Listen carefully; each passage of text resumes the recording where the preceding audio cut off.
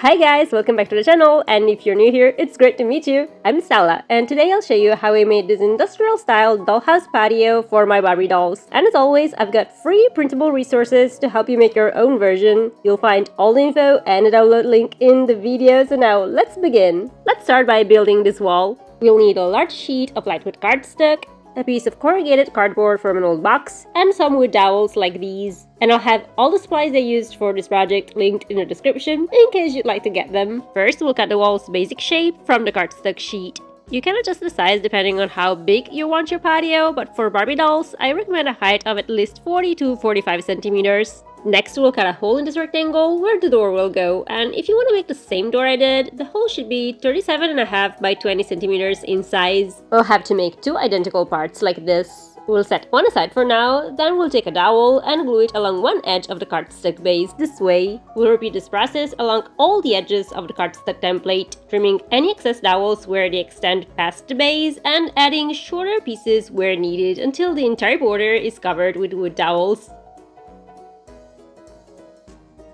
At this point, we'll measure the distance between the dowels on the sides and the top section of the wall. Then we'll cut several dowels to those lengths. I use the laser function on my N1 Ultra to speed things up, but you can use a small handsaw or even a good quality craft knife, unless of course you have spaghetti arms like mine. We'll glue all these dowels in place, starting with the areas where the border dowels connect to reinforce the structure. Then we'll fill the remaining space, leaving no more than 5 to 8 centimeters between each dowel. Next, we'll take our piece of corrugated cardboard and we'll cut it into smaller sections to fill the gaps between the dowels. And depending on the thickness of the cardboard and the width of the dowels, you might need one or more layers. Just make sure they're the same height. And if this method looks familiar, it's the same one I used to build the walls of my magnetic room box a while back. I like using this method because wood dowels are much easier to cut than wood panels, especially if you don't have any fancy tools on hand. At this point, we can cover the top of the inner structure with the second cardstock layer this way. Next, we'll cover both sides of the wall, including the edges, with a layer of acrylic gesso. This may seem pointless if the cardstock base is already white like mine, but it will help give the surface a nice plaster-like texture, especially if you apply it with a sponge or a paint roller. And in the end, I noticed that one side of the wall wrinkled up because of the wetness of the paint. I guess the cardstock I used on that side wasn't thick enough? I don't know, but thankfully a quick press with an iron solved the issue, so next, we're gonna create this brick texture on the front side of our wall. You can make it by cutting small rectangles from cardstock, gluing them to the wall, and painting over them with acrylic gesso, similar to what I showed you in this video. Or, and this is my favorite method, you can use a brick stencil. You can either buy a pre-made one, or if you have a cutting machine like my M1 Ultra, a Cricut, or a Silhouette, you can cut your own DIY version from plastic. And just a reminder, you can find the digital kit to make this patio room box in my shop, linked in the description. Now, back when I made my magnetic room box, I wasn't super thrilled with how white the gaps between the bricks looked. So this time, before using the stencil, I painted the whole surface in a beige-y color, and I didn't worry too much about precision since I figured most of it will be covered later anyways. To create the 3D brick effect, we'll use the stencil with speckling paste, applying it with a big spatula like this one. And the bigger your stencil, the faster you'll work, so that's something to keep in mind if you're buying one. I like this way of creating a brick effect because the speckling paste has this dense, rich texture that is perfect to mimic the rough, uneven look of exposed bricks.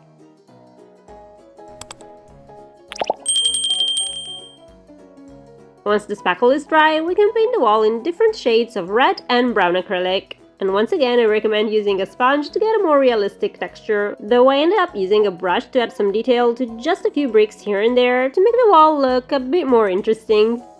By the way, I just wanted to take a quick moment to really thank you all for your incredible support. As some of you may know, last week as I was finishing this project, I accidentally deleted a year and a half's worth of my videos, and I was absolutely devastated. Now, thankfully, I've since been able to get them restored, so yay! But in those first few days, I was so sad, and you guys have been so supportive and kind, and I truly, deeply appreciate it, so thank you so much. Now, once the paint is dry, we can start working on the door. First, we'll cut this part of the template 3 or 4 times and we'll stack all the layers together. And as always, I suggest using cardstock from old packaging for this, since it's fairly thick and sturdy, easy to cut, and basically free, so that's a win-win. Next, we'll cut this part and we'll glue it to the back of the previous one. The resulting piece should be roughly 3 millimeters thick. We'll repeat these steps to make a second identical piece, then we'll paint both elements with black acrylic this way.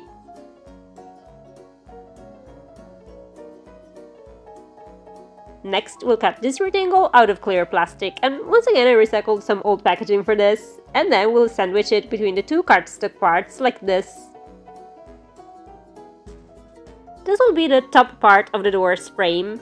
To make its left and right sides, we'll follow a similar process, so first we'll cut this part 3 or 4 times and we'll glue all the layers together.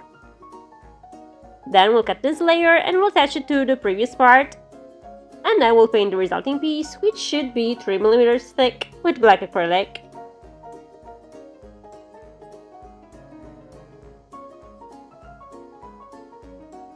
We'll have to repeat this process to make 7 more identical pieces. Then we'll cut this rectangle twice and we'll combine the 2 plastic layers with the 8 cardstock panels like this. Now, ideally, you'd want to cut the plastic rectangles as a whole, but if you can't find a piece big enough, you can split it into 2 or 3 sections. I've included all 3 options in my template. Just be sure not to cut the plastic at the same height as the cardstock panels, as this would create a weak structure that could easily snap or break. At this point, we can assemble the 3 parts of the door's frame this way.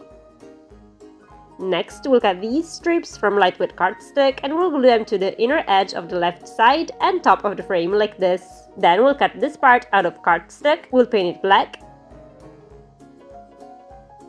and we'll attach it to the inner edge of the frame's right side. Time to make the door itself. First, we'll cut this part 3 or 4 times and we'll attach all the layers together. Then we'll cut this part and we'll glue it to the back of the other. We'll make a second identical piece and then we'll paint both panels black.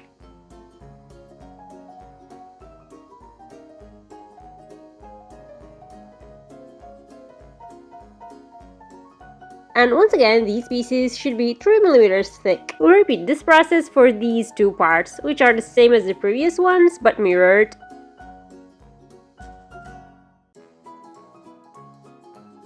And we should end up with these 4 panels. We're gonna glue them to this plastic layer, and once again, if you don't have a piece of plastic that's big enough, you can split it into 2 or 3 sections, and I've included all these options in my template.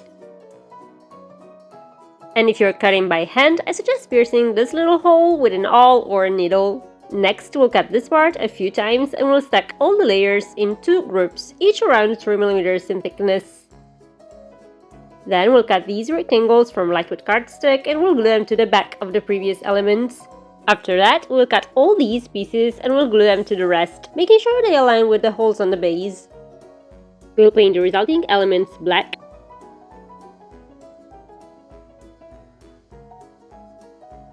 And lastly, we'll cut this part from metallic cardstock and we'll glue it here and here. And if you don't have any metallic cardstock, you can use some gold gift wrapping paper or simply paint it with gold acrylic. We'll have to glue the finished parts to the door this way.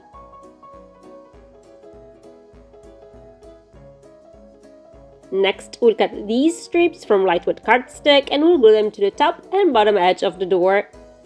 Then we'll cut these parts and we'll glue them to the door's left and right sides.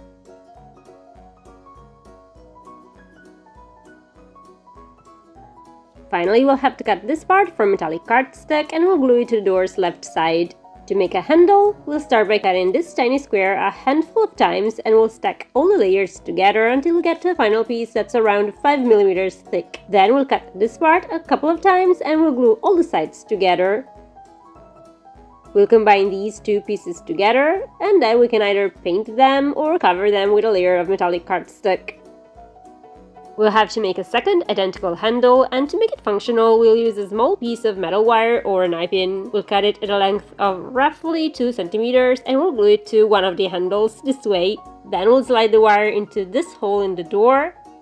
And finally, we'll glue the second handle in place. To connect the door to its frame, we'll need a few tiny hinges like these. I'll have them linked in the description if you want to get them. However, if you can't buy them at the moment, you can make them out of paper just like I showed you in this video. We're gonna glue one side of the hinges to the door's frame into these slots on the right edge.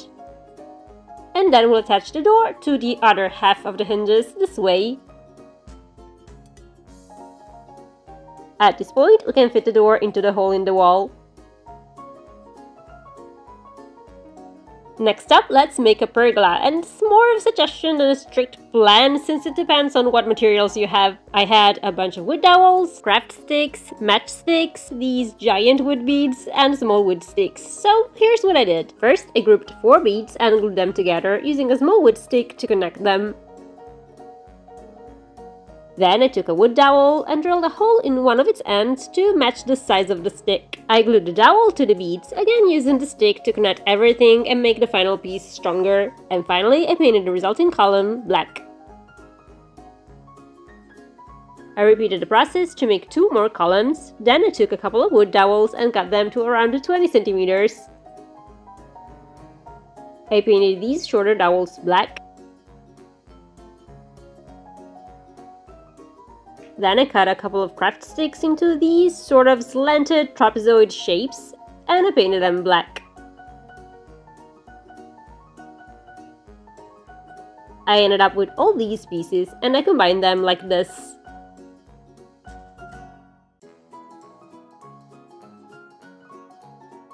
Lastly, I glued a row of matchsticks along the top of the structure, and once again I painted them black.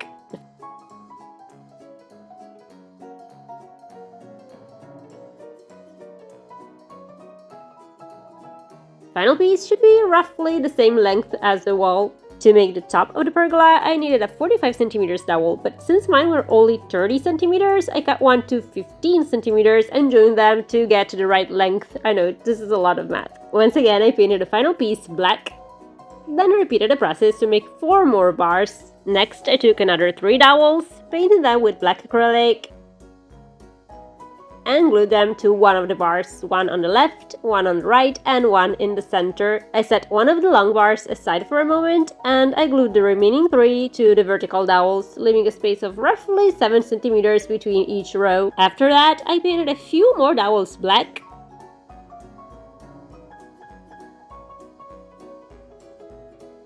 and I glued them to the rest of the structure, once again leaving around 7 centimeters between each one. I glued the finished piece to the columns this way, and I used a couple of clamps to keep it in place while the glue was drying.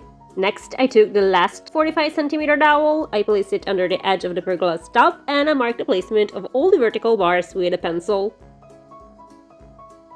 Then I cut a dowel into 12 sections and glued them to the longer dowel, one for each pencil mark.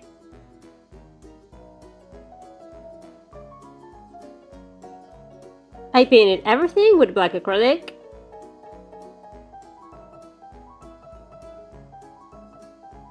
Then I glued the final piece to the wall, about 1 centimeter from the top. And you can either wedge the pergola into these slots or glue it in place. I left mine unglued for easier storage, but you do you. Next up, the floor. First, we'll cut a piece of cardstock that's as wide as the wall and as long as you want it to be. Then we'll mark the placement of the pergola's columns on one side, and the wall's thickness on the opposite side. This will serve as a guide later on. To make the tiles, we'll use some cardstock from old packaging, and truth be told, I used the leftover from what I cut to make the French door because I just don't like wasting things. We'll glue these pieces of cardstock in groups of 2 or 3 layers until we have a bunch of rectangles in varying shapes and sizes, all roughly 1 millimeter thick. We'll glue the tiles to the cardstock base, leaving a small gap between each one and keeping the line we trace for the wall's thickness free of tiles. And I suggest arranging all the tiles first, and once we're happy with the layout, we can proceed to glue them in place. As for the parts where the columns will go, we'll simply cut out a square in the corresponding tiles. This will create slots for the columns to slide into, and it will help make the structure sturdier. In the end, we'll fill any leftover spaces between the tiles with smaller ones cut to size. Once the tiles are glued in place, we'll give them a coat of acrylic gesso to make them sturdier and give them that rough, uneven stone texture. And this is a great way to make miniature stones without using egg cartons. Next, we can paint our tiles to make them look a little more realistic. I started by mixing some gray and red paint, and then I applied it to the tiles with a makeup sponge. This will be the base color, and I tried to dab it on in a random pattern so that each tile looks slightly different and unique. Once the base coat is dry, we can add the front color, dark gray in my case, again using a sponge to create an uneven and interesting texture.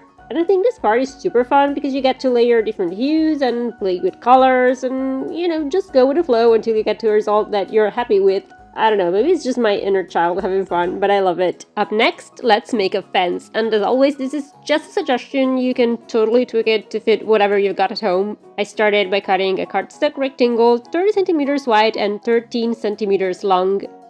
Then I took a bunch of craft sticks and I glued them to the cardstock base this way.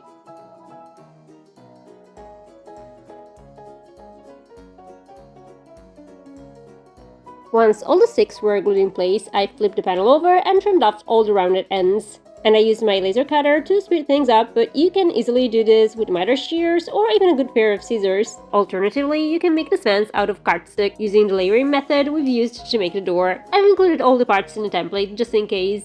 I repeated this process to make 3 more panels, then I grabbed some dowels, this time flat and rectangular instead of the square ones I've used so far, coffee stirrers, and finally I cut this template from lightweight cardstock. I glued one dowel to the bottom side of the cardstock template, then I added a first craft sticks panel above it, followed by another dowel, then another panel, and finally a third dowel. Next, I cut the coffee stirrers into smaller pieces, and using a laser cutter speeds things up, but it's absolutely not required. You can very easily cut these with regular scissors. I glued the pieces to the cardstock base. Then I cut the dowel into 2 smaller bars and glued them to the left and right sides of the template. Finally, I added a 4th dowel to the top side of the base. I repeated this process on the opposite side of the template, and here's where I got stuck. I love this natural wood finish, but I'm not sure it fits the industrial style of the patio. What do you think? Please let me know in the comments. I even tried experimenting with a few colors in Photoshop, but still undecided. Anyway, that's all for today, and I apologize for making such a long video, but there was just too much to cover. I just hope I didn't bore you too much. As promised, here's a link to the free printable templates, and if you want to learn how to make this cute patio chair out of paper, be sure to watch this video next. See you next time. Bye!